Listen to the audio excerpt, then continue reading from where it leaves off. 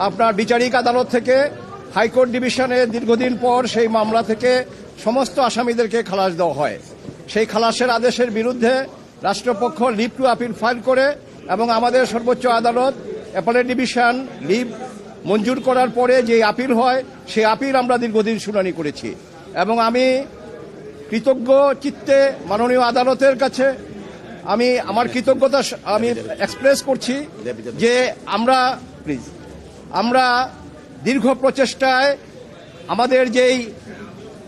আমাদের মধ্যে যে যা ছিল কিন্তু সেটা আজকে দূরীভূত হয়েছে। আমি বলবো আল্লাহ রাব্বুল আলামিনের কাছে শুকরিয়া এবং আজকে আপিল সরকার রাষ্ট্র কর্তৃক আনিত সমস্ত আপিল এবং যে সমস্ত পিটিশন ছিল সবগুলো ডিসমিস হয়েছে, অর্থাৎ হাইকোর্ট বিভাগের যেই রায় খালাসের যে রায় সেটা বহাল আছে। কাজেই আমি বলবো যে আমি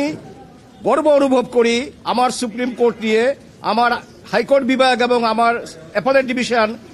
নিয়ে, যে এখানে ন্যায়ের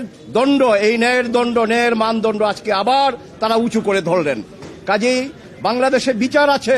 আইনের বিচার আছে, আইনের শাসন আছে, এটা আবার প্রমাণিত হলো। আর এই মামলা সঠিকভাবে তদন্ত করে নাই বলে হাইকোর্ট বিভাগ যে অবজারভেশন দিয়েছিল নতুন করে আবার পুনঃতদন্তের, সেটা আজকে আমরা শর্ট অর্ডারে মাননীয় প্রধান বিচারপতি মহোদয় যেটা পড়ে শোনালেন, আমরা যেটুকু অনুধাবন করতে পেরেছি যে এটা রাষ্ট্রের কাজ, এটা বিচার বিভাগের কাজ না, ঠিকই,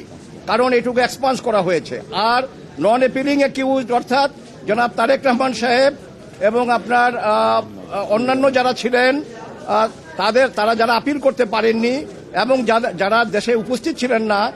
তাদের বেলায়ও সেই খালাসের আদেশ যেটা হাইকোর্ট বলেছিলেন যে এই খালাসের আদেশ তাদের বেলা প্রযোজ্য হবে, এটাও আজকে আমাদের অ্যাপেলেট ডিভিশন থেকে এটা বহাল আছে। কাজেই আমরা বলতে পারি তার জনাব তারেক রহমান সাহেব সহ অন্যান্য যারা আছেন তারা এই মামলা থেকে বেকসুর খালাস এবং এই মামলায় আর কোনো সাজা কারো নাই।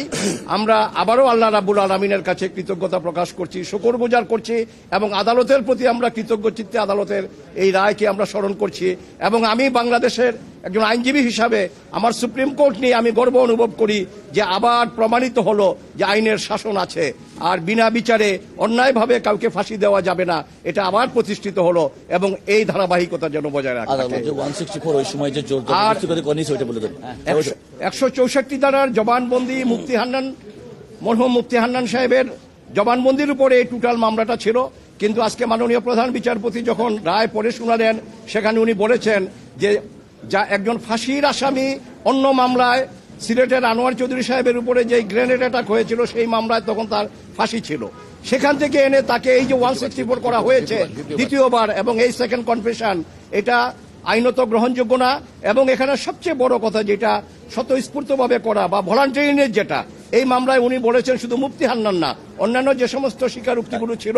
এগুলো একটাও ভিতরেও ওনারা ভলান্টারিনেস খুঁজে পান নাই, অর্থাৎ এগুলো স্বেচ্ছায় তারা করেননি। কাজে স্বেচ্ছায় যদি না করে তাহলে সেই স্বীকারোক্তির কোনো মূল্য নাই। কাজেই এই মামলায় শুধু আসামিদের খালাস হয়নি, আজকে একটা নতুন ধারা যোগ হয়েছে যে ন্যায় বিচারের ক্ষেত্রে আমাদের উচ্চ আদালত কতটা সজাগ পুঙ্খানুপুঙ্খ রূপে, সেখানে এটা মাননীয় প্রধান বিচারপতি মহোদয়ের শর্ট আদেশের মাধ্যমে আমরা সেটা অনুধাবন করেছি এবং এটা ইনশাআল্লাহ বহাল থাকবে বাংলাদেশ সুপ্রিম কোর্টে।